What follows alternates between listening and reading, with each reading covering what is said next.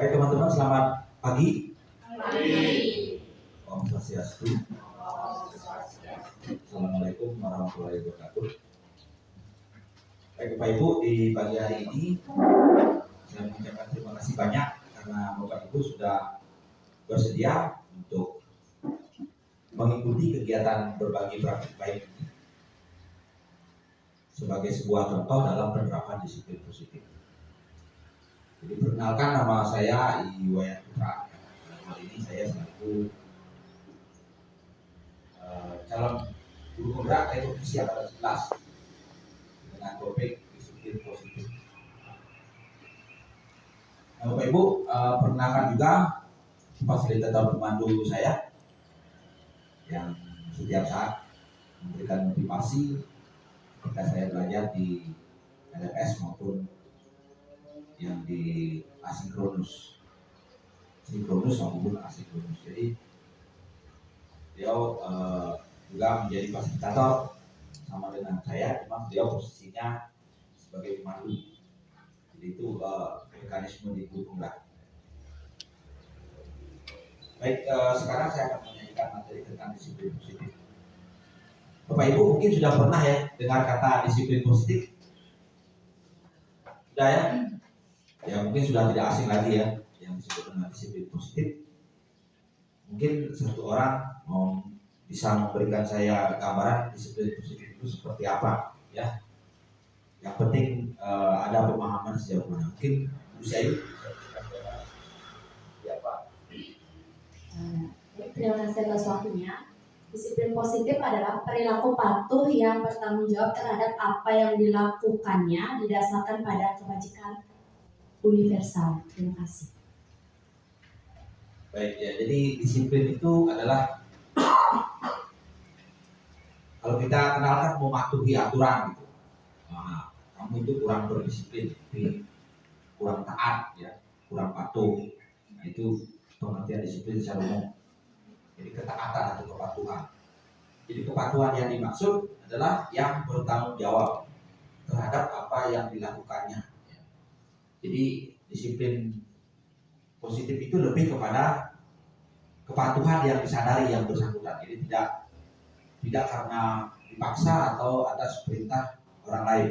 Memang tumbuh dari dalam dirinya sendiri yang menganut atau didasarkan pada nilai-nilai atau hal-hal yang terkait dengan kebajikan universal. Seperti apa nanti kebajikan universal itu nanti kita eksplor lebih jauh. Bapak Ibu, jadi kebajikan universal itu kalau di dalam P5 profil pelajar Pancasila atau P3 di sini ya, kalau P5 proyeknya itu ini. Jadi inilah perilaku acuan yang dianggap sebagai sebuah hal-hal yang bajik atau kebajikan universal. Itu beriman, bertakwa kepada Tuhan Yang Maha Kuasa dan berakhlak mulia. Nah, diharapkan kita masa depan anak-anak itu akan dipenuhi dengan perilaku beriman, bertakwa kepada Tuhan Yang Maha Kuasa dan berakhlak mulia. Berakhlak mulia ini ya berakhlak kepada dirinya sendiri sebagai manusia, berakhlak kepada alam, dan berakhlak kepada negara. Nah, itu yang diharapkan. Dan satu lagi, berakhlak kepada manusia. Ada juga mandiri. Nah, ini yang perilaku yang atau sikap yang diharapkan, yang memiliki karakter. Ada bernalar kritis, mempunyai global, bergotong royong dan kreatif. Ini dari sisi P5 atau profil pelajar Pancasilanya. Ini dari BOPYP, jadi sebuah yayasan yang juga mengeluarkan sebuah atau merintis beberapa sikap yang menjadi harapan ke depannya yang disebut sebagai kebajikan universal, toleransi, ya, rasa hormat, integritas, mandiri, menghargai, antusias, empati, pengetahuan, kreativitas, kerjasama, menjadi dan komitmen. Ini berlaku universal, jadi tidak mengenal suku, bangsa, ras, agama. Jadi semua berlaku. Toleransi di mana pun juga berlaku. Rasa hormat pada orang tua juga di mana-mana berlaku. Ya. Itu disebut dengan kebajikan universal. Masuk integritas dan sampai dengan 9 pilar ya. Jadi cinta Tuhan dan segenap kitabnya, kemandirian dan tanggung jawab, kejujuran, hormat dan santun, dermawan, suka menolong dan gotong royong, percaya diri, kreatif dan kerja keras, kepemimpinan, keadilan, baik dan rendah hati, toleransi dan kedamaian. Ini juga masuk kebajikan yang besar dari sisi 9 pilar. Ada juga kebajikan itu berdasarkan petunjuk seumur hidup. Nah, ini seperti ini ya. Jadi semua kebajikan ini adalah bersifat universal, jadi berlaku umum Bapak Ibu dimanapun dia berlaku. The seven esensial, ini lebih singkat, ada empati, suara hati, kontrol diri, rasa hormat, kebaikan, toleransi, dan keadilan. Ada proyek nilai kebajikan, nah, ini juga banyak, sekitar 40-an nilai. Jadi kebajikan universal itu adalah semacam nilai acuan yang berlaku universal yang menjadi harapan kita tumbuh pada anak-anak didik. Bapak Ibu, sebagaimana hanya disiplin positif, yang kita harapkan itu adalah kepatuhan, ditaati. Nah, kadang-kadang dalam proses upaya mematuhi atau menaati itu, kita memerlukan sebuah rangsangan atau tindakan yang dapat meningkatkan motivasi pemenuhan sikap untuk menaati sebuah peraturan atau kesepakatan. Jadi ada sebuah usaha. Usaha itu sudah berlangsung sebetulnya dari sejak dulu ya. Biasanya kalau dulu Bapak Ibu mungkin untuk mendorong seorang menaati peraturan, itu biasanya yang kita kenal itu ada hukuman yang sering ya, yang berlaku juga masih sampai sekarang masih. Terus ada konsekuensi dan yang terakhir adalah restitusi. Nah, kalau kita telah satu persatu ya, hukuman itu sifatnya memaksa. Nah, jadi dimanapun hukuman itu sifatnya memaksa. Contohnya Bapak Ibu, ketika kita ingin mungkin ada hal-hal tertentu yang kadang-kadang kita tidak mengerti kenapa itu bisa salah. Contoh misalkan ketika Bapak Ibu lupa bayar pajak, ya, jadi lupa bayar pajak, aturannya sudah ada, tapi kita tidak tahu. Aturannya sudah ada, tapi kita tidak tahu. Kita disuruh baca undang-undang, sekian banyaknya undang-undang dan peraturan, kita tidak mungkin membacanya dan hafal semua. Sehingga kadang-kadang keseharian itu kita secara tidak sengaja kita melanggar kesepakatan umum yang disebut peraturan atau kesepakatan moral yang kadang-kadang juga kita sering melanggar ya. Atau mungkin kita tahu bahwa tapi karena kebiasaan jadi kita tidak sadar melanggar. Jadi pakai helm ya. Karena rumahnya dekat kita nggak pakai helm, padahal itu ada aturannya. Dimanapun itu yang penting bawa sepeda motor kan harus pakai helm kan. Nah itu contoh. Nah ketika misalkan kita ingin atau pihak pemerintah ingin mendisiplinkan masyarakatnya, atau mungkin kita ingin mendisiplinkan murid atau anak, kadang-kadang ada yang disebut dengan hukuman. Jadi hukuman itu bersifat pemaksaan. Itu bersifat negatif kalau dari sisi psikologi ya. Jadi sesuatu yang menyakitkan. Hukuman itu sesuatu yang menyakitkan. Ya. Jadi kalau misalkan anak dihukum, Bapak Ibu hukum disuruh berdiri satu kaki ya, atau mungkin disuruh mencatat bahan sampai habis, padahal kesalahannya adalah terlambat. Jadi hukumannya mencatat bahan sampai habis, padahal kesalahannya adalah terlambat. Nah, ada hukuman itu bersifat hukuman ya. Atau mungkin anak-anak tidak bisa menjawab soal, tapi disuruh cuci WC. Nah, itu adalah sebuah hukuman karena tidak ada hukuman. Beda dengan ketika seseorang datang atau anak datang terlambat, tetapi diberi sanksi berupa memperpanjang waktu belajarnya. Karena kamu terlambat 5 menit, maka kamu belajarnya ditambah 5 menit. Sehingga adil dengan yang lain. Itu prinsip keadilan. Itu dia kesini dia konsekuensi dia. Tapi kalau hal yang tidak berhubungan dan tidak dipahami oleh murid, itu bersifat ini hukuman. Jadi hukuman itu melanggar di luar nalar. Hukuman itu tidak menggunakan nalar dalam pelaksanaan karena tidak paham, kadang-kadang tidak ada hubungan logisnya antara hukuman dengan perilaku yang dilanggar. Jadi tidak ada hubungannya dengan nalar, sehingga dia cenderung menyakitkan dan menimbulkan rasa tidak nyaman. Jadi korban merasa disakiti, terus kemudian perilaku pasif agresif. Jadi kemudian kadang-kadang menjadi pasif, dia karena telah dihukum rasa marah, benci, terus agresif karena menyerang. Terus kalau hukuman ini diberlakukan tanpa dasar pemahaman dan kesadaran, maka sistem itu akan berjalan tetapi tidak berkelanjutan. Ketika ada aturan, dia jalan. Ketika tidak, sama dengan pakai helm ya. Itu contoh real hukuman. Ketika Bapak Ibu ketemu polisi, baru pakai helm kan? Kalau enggak. Itu contoh yang sikap yang jenisnya hukuman perlu sering diawasi. Kalau tidak berkelanjutan, hanya berlaku saat ketika kita memberi hukuman saat itu aja berlaku. Setelah itu muridnya, kalau murid kita kasih hukuman, paling yang tersisa adalah rasa benci, rasa dendam, rasa tidak nyaman, dan itu akan dikenang selamanya. Oleh jadi murid membenci peraturan, cenderungannya begini. Kalau tidak segera hukuman itu dijelaskan manfaatnya apa, maka yang terjadi adalah murid akan membenci peraturan.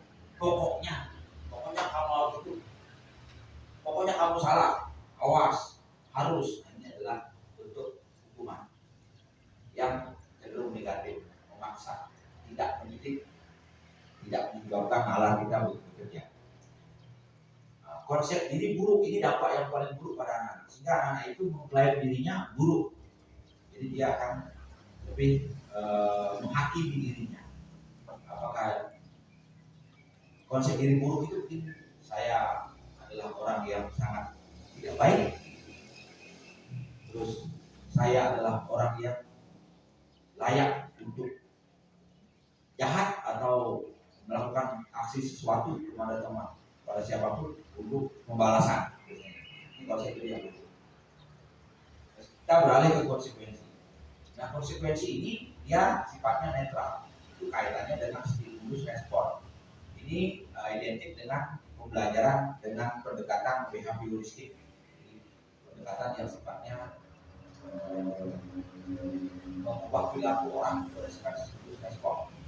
Yang dulu itu penemuannya di teori ini ditemukan oleh atau dirumuskan oleh Skinner dari Rusia ya.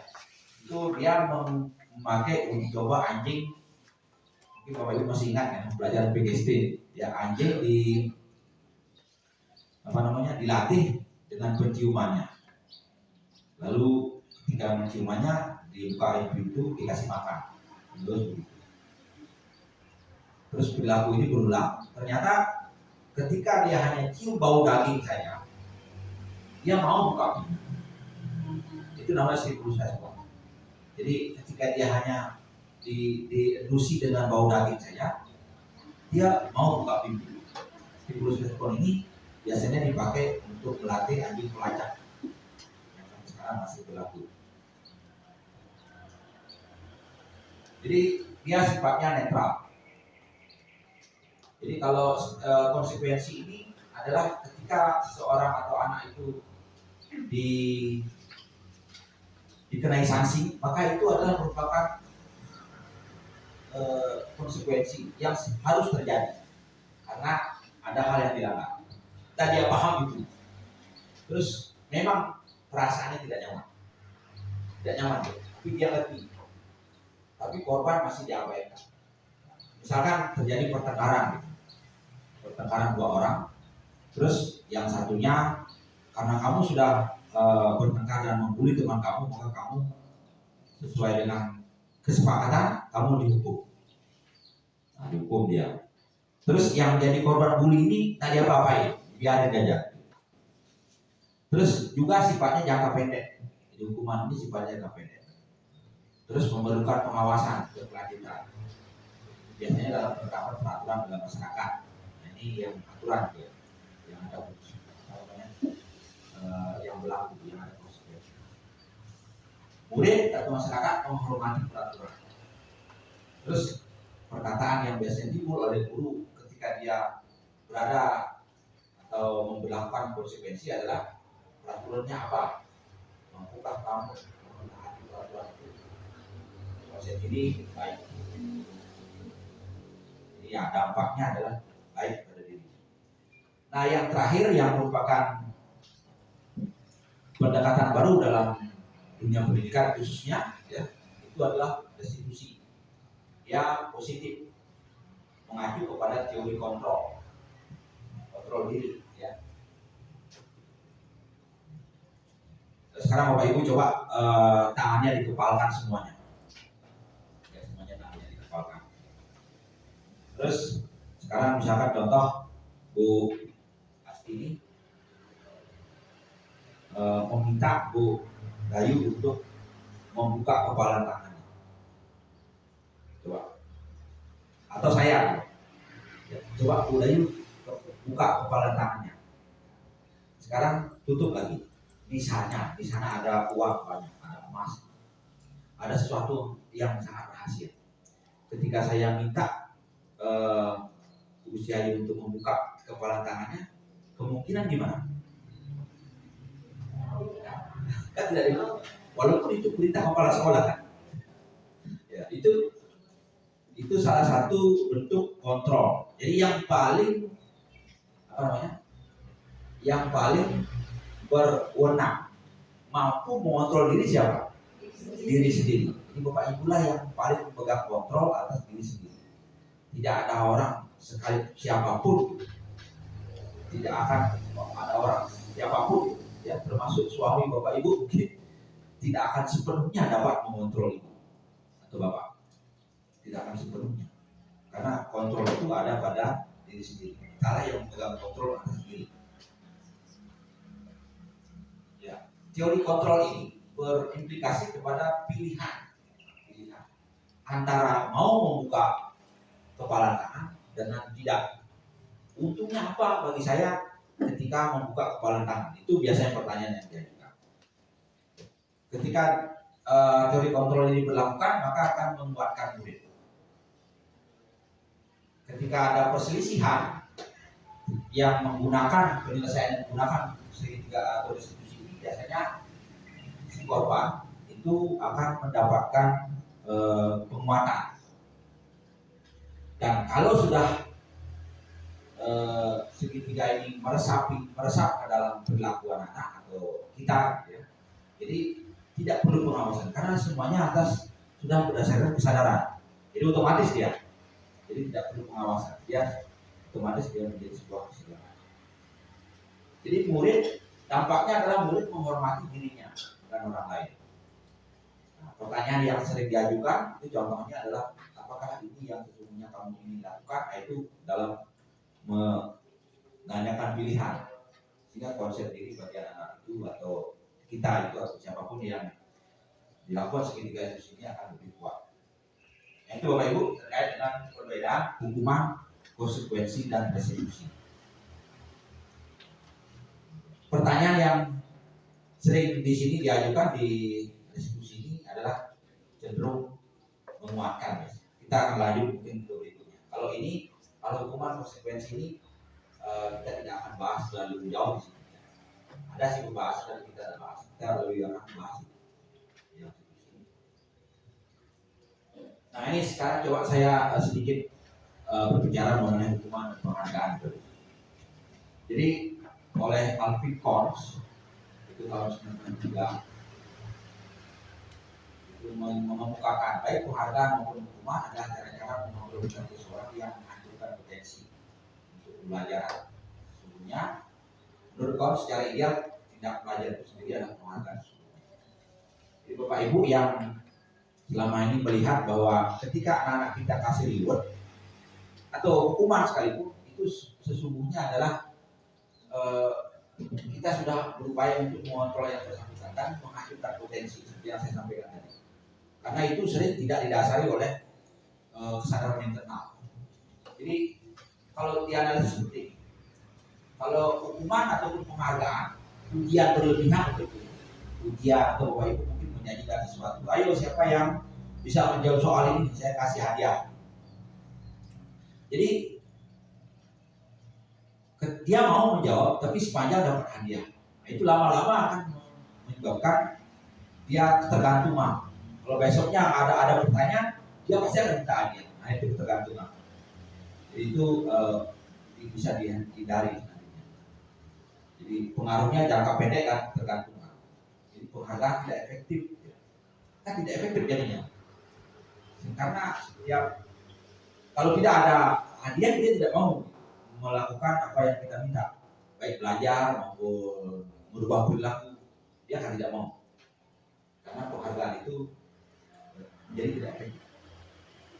Penghargaan itu merusak hubungan. Contoh,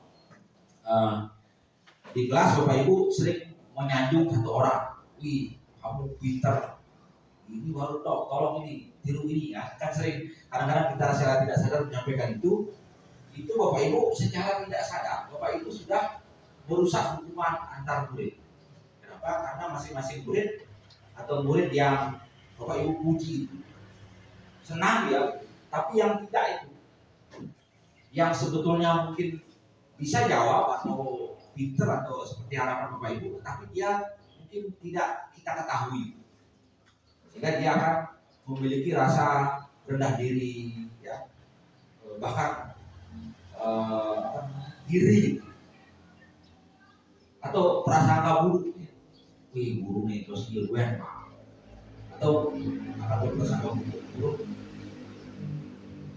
Misalkan saya di sini ya, terlalu perhatian kepada salah satu orang gitu. Wih banget ini tadi terus perhatiannya ke situ aja gitu misalkan.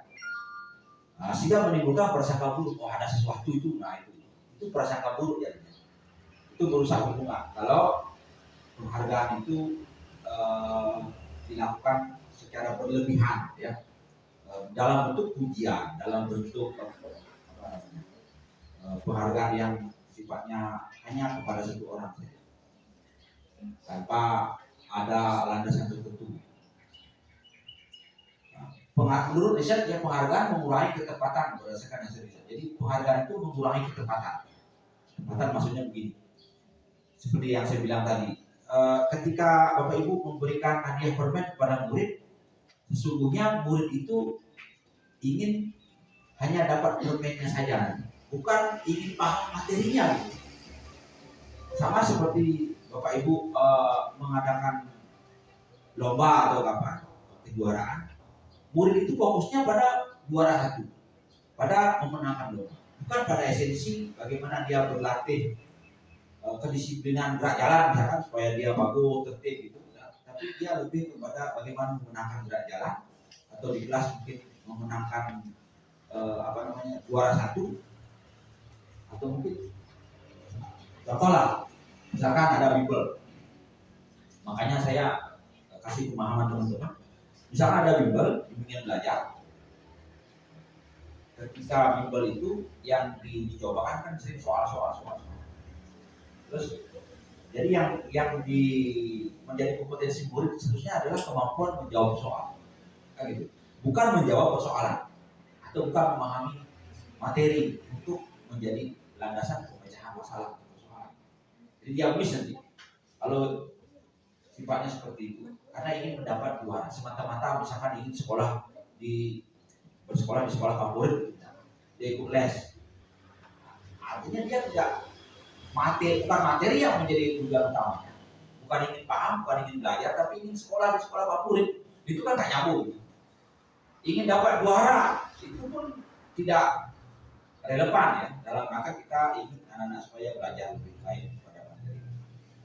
Berikutnya penghargaan menurunkan kualitas. Jelas dengan hanya penghargaan itu maka kualitas pendidikan itu akan menurun, mematikan kreativitas. Seperti yang tadi, yang iri atau yang dengki itu kepada yang kita berikan penghargaan terlalu berlebihan, maka yang bersangkutan akan merasa rendah diri dan sebetulnya motivasinya sebelumnya itu tinggi, tapi karena penghargaan itu dia tidak mau apa-apain lagi karena kesel ya, karena jengah gitu.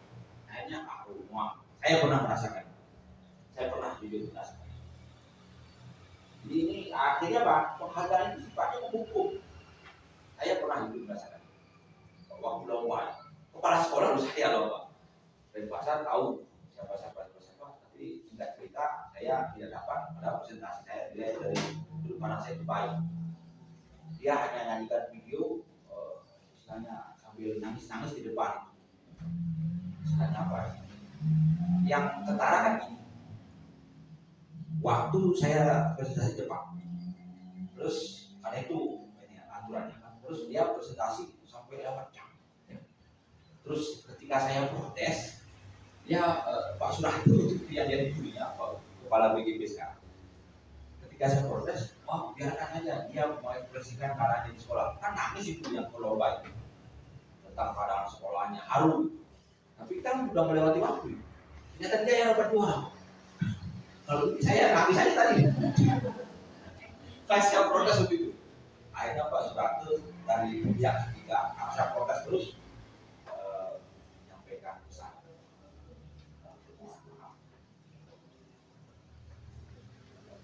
Berikutnya motivasi dari dalam diri. Motivasi dalam diri singkat. Berikutnya Bapak Ibu, ini restitusi. Nah, ini adalah yang akan kita belajar sekarang. Seperti apa sih restitusi itu? Ya, restitusi bukan menembus kesalahan untuk belajar, tapi lebih kepada belajar dari kesalahan. Restitusi memperbaiki hubungan. Restitusi adalah tawaran, jadi pilihan, bukan paksaan. Jadi menuntut untuk melihat ke dalam diri. Restitusi mencari kebutuhan dasar yang mendasari tindakan dan seterusnya. Restitusi adalah cara mengontrol diri yang paling baik. Restitusi fokus pada karakter, bukan tindakan. Restitusi bersifat menguatkan. Restitusi fokus pada solusi. Restitusi mengembalikan spirit masing-masing. Itu yang saya bilang tadi itu. Kita motivasi dan akan kembali ke kelompok. Dasar restitusi adalah keyakinan kelas. Jadi ketika membuat restitusi Bapak Ibu semestinya sudah ada keyakinan kelas dulu yang Bapak Ibu terapkan di dalam kelas. Saya yakin di sini sudah ya. Terus nilai-nilai yang diatur adalah nilai keadilan, kepedulian, ini prosedur pembentukan keyakinan sekolah atau kelas. Kalau sekolah nanti bisa dalam menyusun visi misi, sementara ini nanti kita akan coba ya. Jadi kita persiapan dulu dengan curah pendapat. Kemarin sudah ya dilakukan waktu kegiatan PDN, latihan kelima sudah mencatat, memasukkan, menyusun keyakinan kelas sesuai prosedur. Terus menggantikan kalimat negatif menjadi positif ya. Jangan berlari di kelas atau koridor, maka gantilah dengan berjalanlah di kelas atau koridor. Selanjutnya ajak warga sekolah untuk menemukan nilai kebajikan yang keyakinan dituju. Sebaiknya keyakinan sekolah tidak terlalu banyak. Setelah keyakinan sekolah selesai, maka warga kelas di sekolah atau kelas meninjau ulang dan menyetujui serta menandatangani. Mungkin nanti kita bisa terapkan ke janji siswa ya. Coba nanti kita itu lakukan. Itu kan doktrin dari dulu itu dibaca gitu kan. Coba nanti kita buat ulang janji siswa dengan cara ala-ala ini. Terus keyakinan sekolah selanjutnya dilekatkan di dinding kelas atau warga sekolah. Bapak Ibu, kenapa kita harus memperhatikan segitiga institusi? Kenapa bukan hukuman? Kenapa bukan konsekuensi yang menjadi prioritas pelaksanaan untuk bisa menumbuhkan budaya positif? Kenapa tidak itu? Itu terkait dengan 5 kebutuhan dasar manusia. Karena manusia itu perlu bertahan hidup, ya. Kasih sayang dan berterima atau diterima, baik keluarga maupun lingkungan sekitarnya. pengakuan, penguasaan atas kemampuan. Jadi semua butuh itu, bukan hanya makan saja, kebutuhannya ini belum. Jadi bertahan hidup yang ini, makan, minum, mandi, bersih, kesehatan. Selebihnya ini kasih sayang, berterima, penguasaan, terus kebebasan memilih, kesenangan. Nah, ini adalah bentuk kebutuhan kita sebagai manusia. Jadi Bapak Ibu semuanya butuh ini.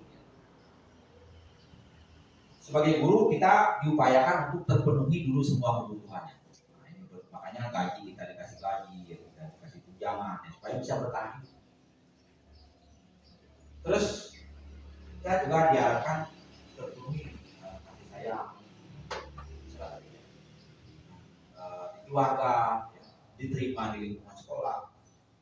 Nah, penguasaan pengakuan kemampuan ini artinya Bapak Ibu diterima, anak-anak kita diterima dengan segala bentuk kekurangan dan kelebihannya, dan Bapak Ibu juga sama. Kita inklusi, apresiasi. Kebebasan pilih itu tadi kita yang memiliki kontrol, berhak. Kesenangan, Bapak Ibu sebentar katanya mau ke lapangan, itu adalah bagian dari upaya untuk memenuhi rasa senang. Kenapa kita produk terus? Sekali itu senang-senang dong. Ujungnya jalan-jalan. Nah, ini tentang dunia berkualitas. Yang menjadi rujukan dari kebajikan universal itu adalah dunia berkualitas. Apa itu dunia berkualitas? Ada tempat khusus dalam pikiran Bapak Ibu untuk menyimpan gambaran dan representasi dari semua yang diinginkan. Jadi orang seperti apa, gitu ya. Terus hal-hal apa saja yang terbaik dalam hidup yang membuat Anda merasa bahagia. Nah, itu kebutuhan dasar yang dikaitkan. Jadi gambaran pemenuhan kebutuhan dasar ini kaitan dengan dunia berkualitas. Kita ingin dunia seperti apa sih kita inginnya kita? Atau ada yang kadang-kadang bilang saya santai aja, ya. Yang penting pemenuhan tugas sudah tercukupi dengan keluarga. Selalu bersyukur. Nah, itulah salah satu gambaran dunia berkualitas. Yang penting bahagia dengan keluarga, itu dunia berkualitas. Jadi Dr. William Glasser menyebutnya seperti semacam album foto, sehingga isinya tidak akan terlalu banyak, hanya akan terdiri dari beberapa hal yang signifikan dan benar-benar baik dalam hidup yang membuat Anda menjadi lebih bermakna. Ya, ini gambaran abstrak ya tentang harapan kita dalam menjalani kehidupan. Kebutuhan dasar bersifat lebih umum dan universal, sedangkan dunia berkualitas lebih unik dan personal. Jadi kebutuhan dasar yang tadi itu bersifat umum, semua orang. Tapi kalau dunia berkualitas itu unik, tiap orang beda-beda. Memformulasikan kebutuhan dasar itu, yang mana sih urgent bagi mereka? Mungkin setelah pensiun itu biasanya gitu. Bapak Ibu setelah pensiun nanti jadi mau ngapain? Di sana ada dunia berkualitas yang sesungguhnya. Saya ingin relate kumpul dengan ibu-ibu, dengan mampu gitu. Ya. Saya ingin jalan-jalan, saya ingin liburan, ingin menikmati alam. Kalau orang-orang luar itu gambaran dunia berkualitas begitu banyak. Ya. Makanya dari sekarang dia udah nabung, karena itu prioritas. Jika dia pensiun dia liburan lah. Makanya dia beli villa di Bali. Banyak orang-orang pensiunan. Murid kita juga mempunyai gambaran dunia berkualitas. Intinya sebagai guru kita ingin mereka memasukkan hal-hal yang bermakna dan nilai kebajikan yang hakiki ke dalam dunia berkualitas mereka. Bila guru dapat membangun faksi yang memberdayakan dan memerdekakan murid, maka murid dapat meletakkan dirinya sendiri sebagai individu yang positif dalam dunia berkualitas karena mereka menghargai nilai kebajikan. Jadi murid pun juga sama, memiliki harapan tentang dunia yang mereka inginkan. Dunia seperti apa sih yang mereka inginkan dalam hidupnya? Jadi unik, berbeda-beda. Ya. Ini itu Bapak Ibu. Kira-kira sampai sana ada pertanyaan dulu?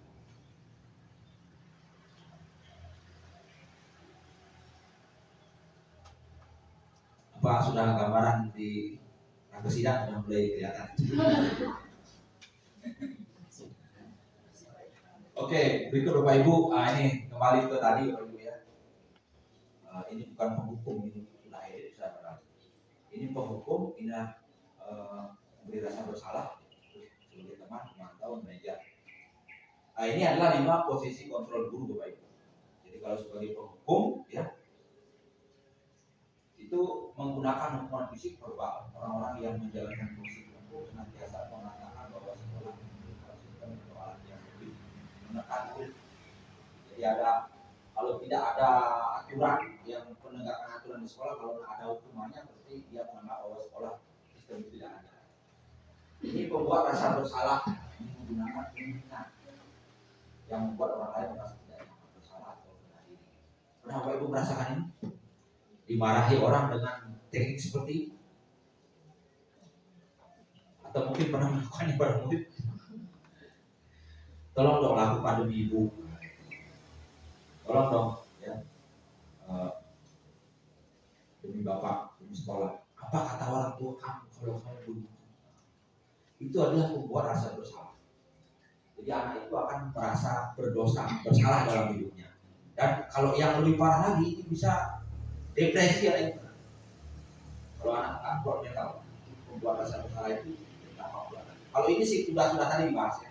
Jadi anak-anak itu akan agresif atau pasif. Nah, sebagai teman,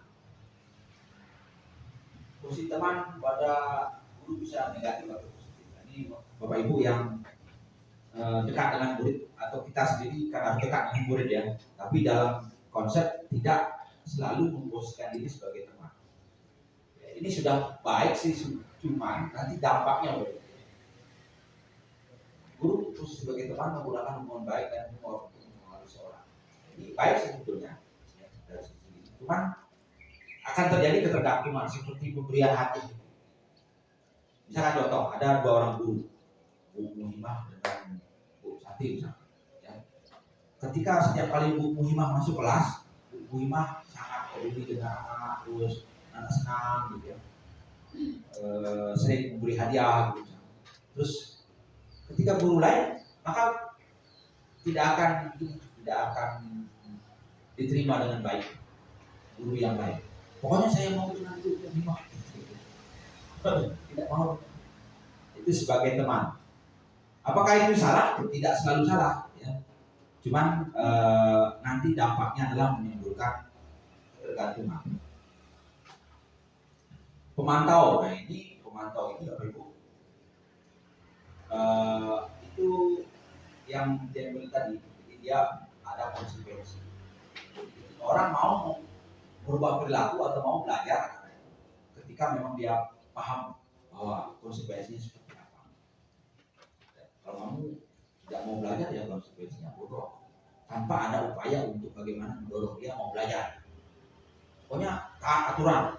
Siapa yang nggak belajar itu akan mendorong resiko sendiri, resiko tanggung sendiri. Nah, itu adalah bahasa-bahasa dari pemantau. Kalau manajer, nah disinilah segitiga itu berlaku. Ya. Jadi sebagai manajer, guru itu akan mendorong murid lebih bertanggung jawab terhadap apa yang dilakukannya dan berupaya untuk menemukan solusi atas permasalahan sendiri. Ini yang diharapkan minimal Bapak Ibu guru itu bisa di sisi pemantau atau bisa sebagai pemantau,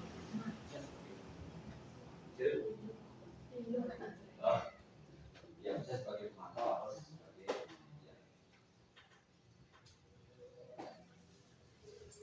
ini contoh bahasa ini. Hukum itu kalau kamu tidak melakukan, saya akan hukum. Saya tidak peduli. Pokoknya kamu salah, bapak nggak peduli. Ya, itu diabaikan. Kalau membuat rasa bersalah, kamu sudah menjawabkan itu. Jawaban hukumnya apa saya? Jadi membuat rasa bersalah. Kalau sebagai teman, lakukan untuk ibu. Saya pikir bapak ibu akan membela saya. Sebagai teman. Sebagai teman itu kelihatan sekali ketika misalkan anak-anak karena suatu lain hal ya, dia misalkan membutuhkan pertolongan ibu atau berganti guru gitu ya, naik kelas dan sebagainya, dia tetap ingin ada gurunya itu yang mengajar. Sebagai pemantau, ini terkait dengan peraturan dan konsekuensi apa yang didapatkan. Jadi konsekuensinya seperti apa? Kalau manajer, nah ini dia. Jadi meminta berikan tugas, validasi tindakan dan tanyakan dia tindakan. Kita tidak akan ambil di sini. Nah ini Bapak Ibu. Jadi kita akan melaksanakan lebih banyak nanti segitiga institusi dalam menangani kendala-kendala atau tantangan-tantangan di sekolah dalam merubah perilaku anak atau memotivasi anak dalam belajar. Salah satunya dengan ini. Jadi yang pertama itu stabilkan identitas. Misalkan ada masalah, jadi kita berupaya untuk menstabilkan identitas mereka dulu si anak ya, dengan cara sering salah, sama juga dengan kamu gitu ya. Tidak apa-apa salah. Itu mungkin kalau begitu kesan Bapak Ibu mungkin nanya tidak apa-apa salah itu tujuannya apa? Salah satu juga ini, tidak ada manusia yang sempurna. Tujuannya Bapak Ibu supaya dia tenang Bu, supaya nyaman. Karena orang akan mau mendengar kita ketika orang itu nyaman. Kalau orang itu sudah tidak nyaman, pertama-tama kita sudah tampil galak gitu ya, dengan bermuka yang marah gitu, dia akan takut. Karena takut, otak ininya nggak bekerja, otak luhurnya dia tidak. Jadi nalarnya nggak jalan, dia sudah takut, dan sebagainya. Apalagi depresi. Nah, ketika sudah nyaman, ya, karena sudah nyaman, maka dilakukan validasi tindakan. Nah, di sini karena sudah nyaman, lalu kita konfirmasi ke anak itu. Menurut kamu tindakan kamu bagaimana? Kalau dibandingkan dengan keyakinan kelas atau nilai kebaikan universal yang berlaku, yang seharusnya terjadi, yang kamu lakukan apa? Gitu ya. Biarkan dia jawab. Oh begini Pak, seharusnya saya tidak terlambat datang. Nah, gitu. Terus lanjutkan kali. Kenapa kamu bisa terlambat? Alasannya apa? Terus sampai komunikasinya lanjut ya. Dan ketika dia sudah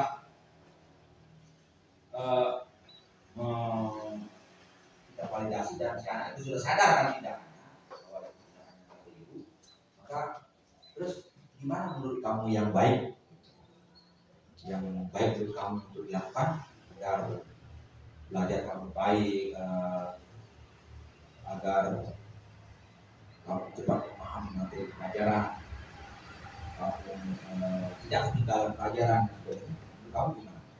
Kalau saya harus datang lebih awal, gimana caranya datang lebih awal? Yang berapa kamu dan sebagainya. Nah ini di sini dia. Ini simple sebetulnya, tapi memerlukan latihan. Saya sudah berupaya untuk belajar. Saya juga guru sama dengan Bapak Ibu ya. Jadi guru masa lalu. Saya juga masih belajar dalam ini segitiga. Kita juga sama-sama masih belajar. Nah proses belajar saya lakukan kemarin. Ya, saya coba. Ini salah satu contoh video yang coba di kasus pertama itu di Anjani sering terlambat masuk sekolah. Karena itu saya sendiri mengalihkan sekolah melakukan segitiga eksekusi dan tindakan itu.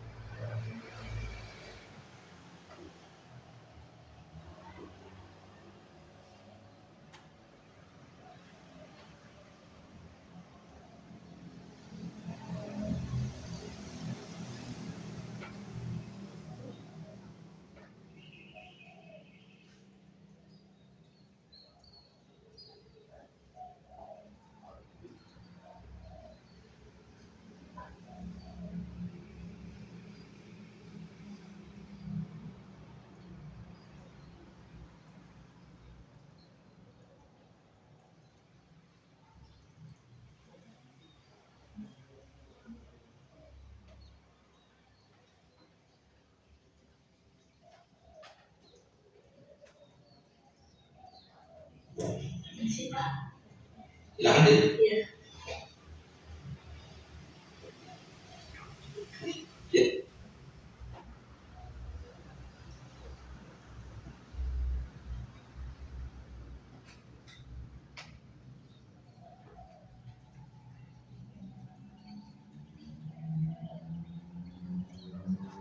Jadi gimana kabarnya? Sehat. Dulu.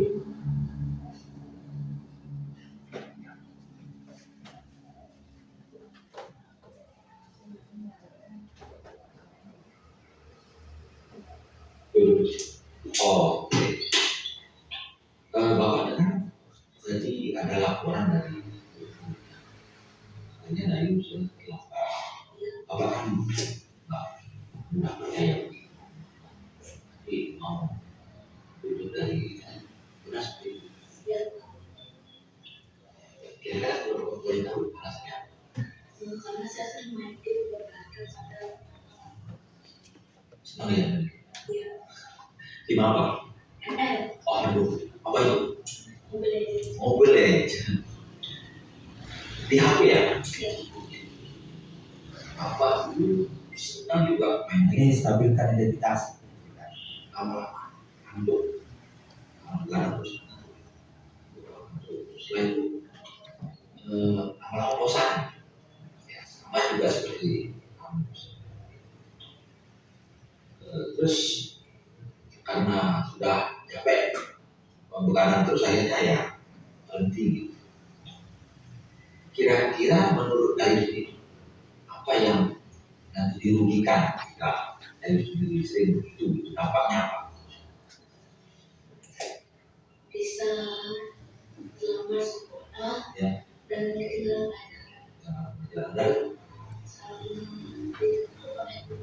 nah, itu validasi tindakan yang kedua. Ngantuk ya sekolah. Kalau begadang terus kan bisa bikin tubuh kurang sehat. Sehingga sekolah ngantuk, tubuhnya kurang sehat. Sehingga aktivitas kita sehari-hari tambah berapa jam sehari? 9 jam, 8 sampai 9 terus dari tidurnya jam berapa? jam 11 malam, Jam 11 bangunnya jam 5. 5 kan ngantuk kan? Tapi karena terlambat, terus kemarin itu ceritanya terlambat itu bangunnya jam Jam 6. jam 6. Jadi nggak sempat persiapan. Jadi terlambat tempatnya. Yang kedua,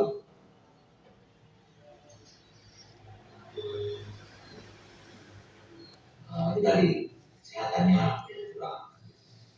Dimarahin karena teman juga terlambat dari terlambat gitu. Terus menurut apa yang bisa dilakukan supaya tidak terlambat lagi?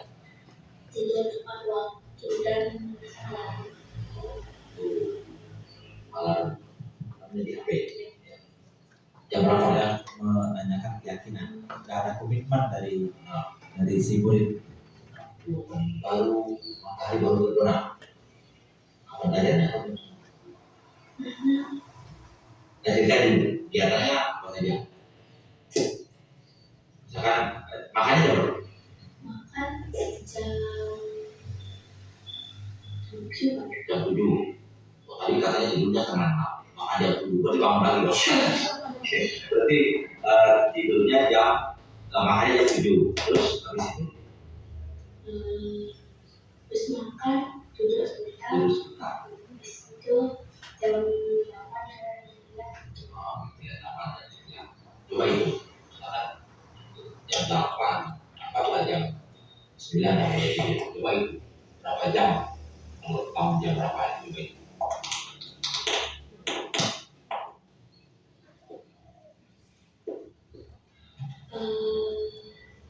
9 jam. Jam berapa jamnya? 9 jam. Jam 10.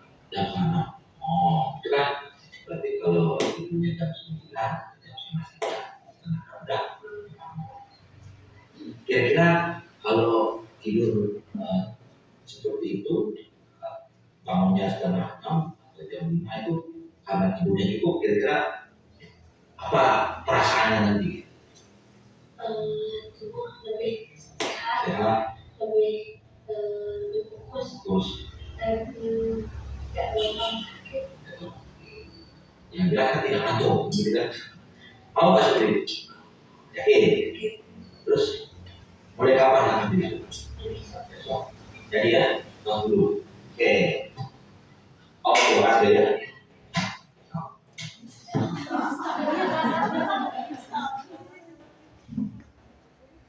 Itu sedikit ya. Kalau yang ini Bapak Ibu,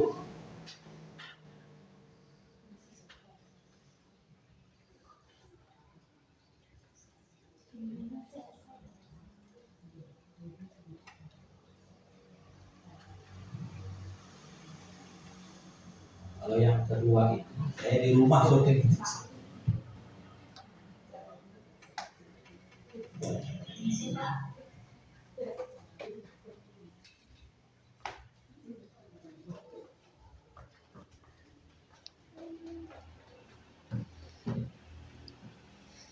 Nah ini dengan anak sendiri.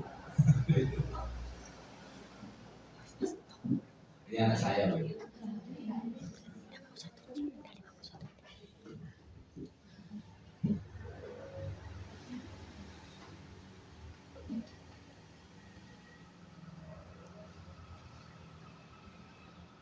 Ini saya terpaksa pakai pakaian dinas.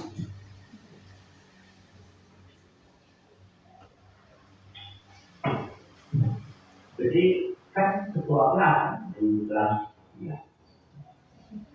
Ya. Makanya tadi jadi kenapa?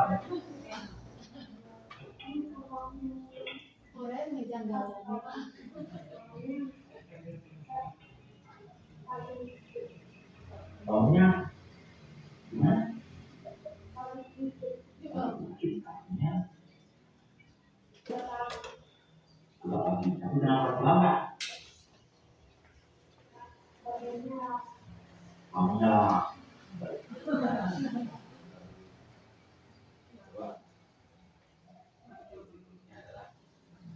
Yang dilakukan teman-teman sekolah ini saya buat.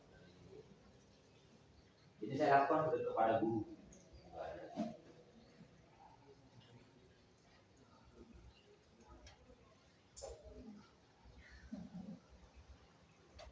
Dan oke, terima kasih atas terus terangannya terkait dengan masalah sehingga di kelas. Terus menurut Ibu bagaimana? Iya Pak, itu kejadiannya. Terus Pak, menurut Bapak, posisi saya salah sebetulnya? Menurut Ibu kan tidak ada niat menyampaikan atau perasaan sendiri menyampaikan kan seperti itu kan yang Ibu sampaikan tadi. Tapi kan mungkin hanya salah pahaman jadi dia itu. Iya Pak, seperti yang Bapak sampaikan, sebenarnya saya tidak maksud seperti itu Pak. Tapi, nah saja yang melakukan Pak. Udah Pak,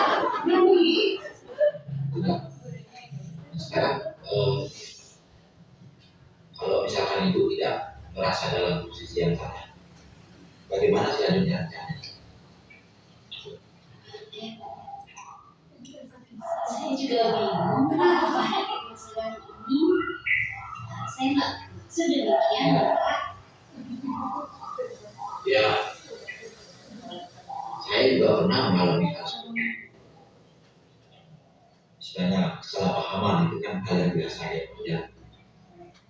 Jadi itu adalah hal yang normal bagi kita sebagai manusia. Salah paham, apalagi murid kan, itu kan masih jalan pikirannya masih kurang jalan gitu ya, pengertiannya masih kurang jalan. Ya, cepat menyimpulkan kejadian yang berlaku cepat sih. Yang dengan ini kan oke. Ini coba dari Komang ya. Balik juga.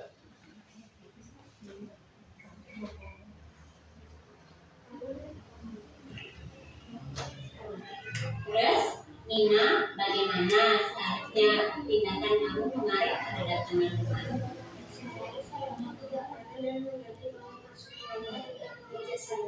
Tapi kemarin kamu kalah kan?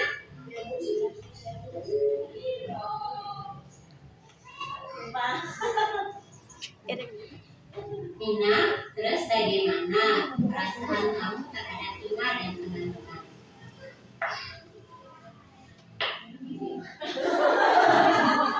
Terus, Nina, terus bagaimana pendapat kamu terkait tindakan Ima dan teman-teman?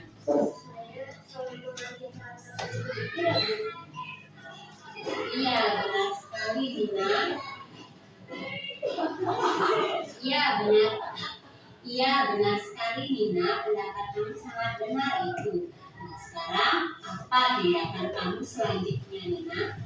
Itu sudah validasi menanyakan keyakinan. Itu artinya kamu akan sekolah, kan? Ya, Bu, saya akan sekolah. Jika besok kamu sekolah, apa yang akan kamu sampaikan kepada Ima dan teman-teman di sekolah? Wah, pintar sekali, Nak. Rencana kamu itu sudah bagus, Nak. Terima kasih, Bu. Terus, bagaimana perasaan kamu sekarang? Tidak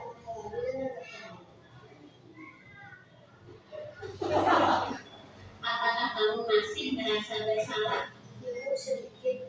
Kenapa kamu masih merasa bersalah? Karena saya salah berarti. Begini, Nina, itu namanya salah paham. Salah paham itu wajar. Dan salah paham itu tidak melanggar norma dan peraturan apapun di sekolah. Sekarang Ibu bertanya sama kamu, apakah pantas kamu merasa bersalah hanya karena sebuah kesalahpahaman? Sekarang coba jelaskan kenapa sekarang kamu merasa tidak bersalah.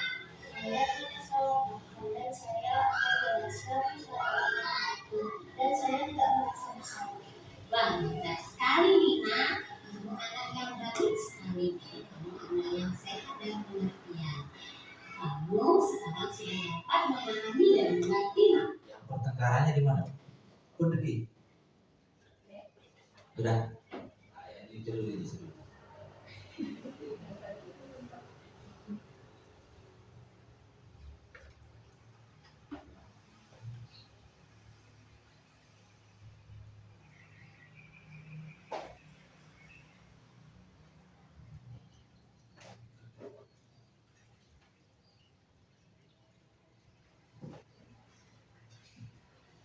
Jadi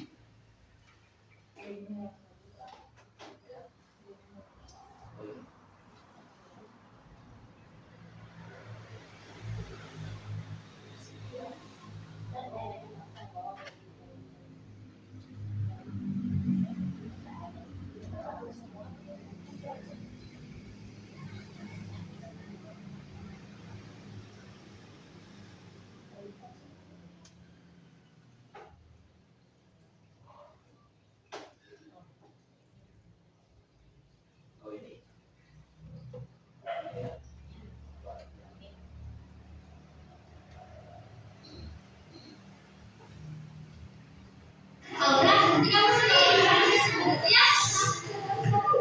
Itu loh yang sehat itu. Oh, kamu punya saya ya. Tapi kamu punya saya ya. Aku bilang, buat tapi kamu sehat. Aku nggak suka bilang semua apa sih?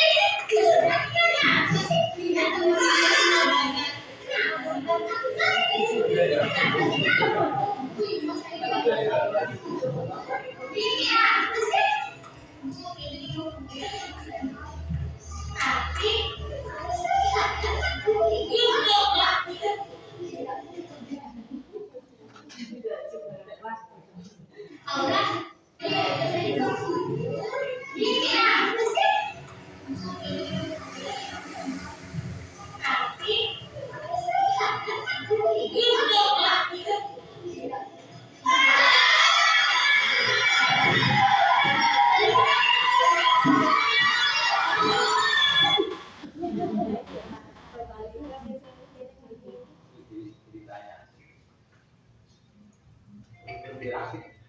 Mohon dirakit.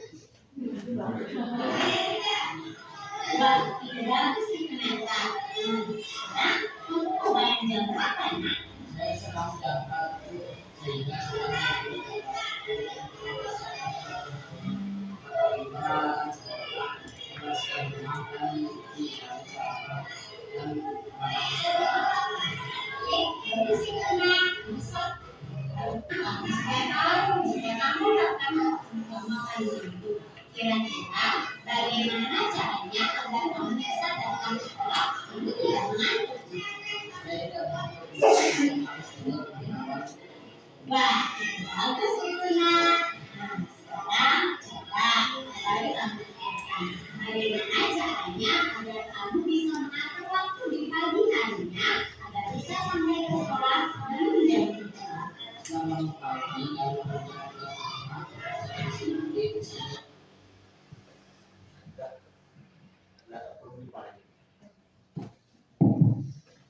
itu tadi beberapa aksi nyata dari teman-teman dan saya sendiri yang sudah mencoba untuk menerapkan segitiga diskusi yang nanti videonya akan secara lengkap digabung dan diedit oleh Dewi atau Made.